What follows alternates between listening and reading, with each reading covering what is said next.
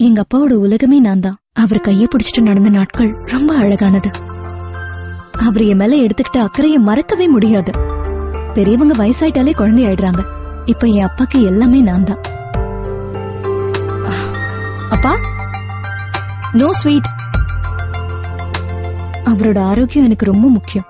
ஏன்னா அவருக்கு சக்கரை வியாதி இருக்கு. அவரோட சாப்பாட்டுல எப்பவும் கவனமா இருப்பேன். 3 மாசத்துக்கு ஒரு தடவை சக்கரை நோய் பரிசோதனைக்கு கூட்டிட்டு போறேன். அப்பாவோட சுகர் லெவல் இப்ப கண்ட்ரோல்ல இருக்கு. 30 வயதும் அதற்கும் மேற்பட்டவர்கள் அரசு மருத்துவமனை அல்லது ஆரம்ப சுகாதார நிலையங்களில் சர்க்கரை நோய் பரிசோதனை செய்து கொள்ள வேண்டும். அதிகமாக காய்கறிகள் மற்றும் பழங்கள் உட்கொள்ள வேண்டும். அதிக கொழுப்பு மற்றும் சர்க்கரை உள்ள உணவுகளை தவிர்க்க வேண்டும். நாள்தோறும் அரை மணி நேரமாவது நடக்க வேண்டும். புகை மற்றும் மது பழக்கத்தை விட்டுவிட வேண்டும். ஆரம்ப நிலையிலேயே சர்க்கரை நோய் கண்டறியப்பட்டு தகுந்த சிகிச்சை எடுத்துக் கொண்டால் கண், சிறுநீரகம், இதயம், நரம்பு, பாதம் போன்ற உறுப்புகள் பாதிப்படைவதை தவிர்க்கலாம். இது நம்ம ஒவ்வொருத்தரோட கடமையும் கூட. நீங்களும் உங்க அப்பா அம்மாவை கண்டிப்பா கூட்டிட்டு போங்க.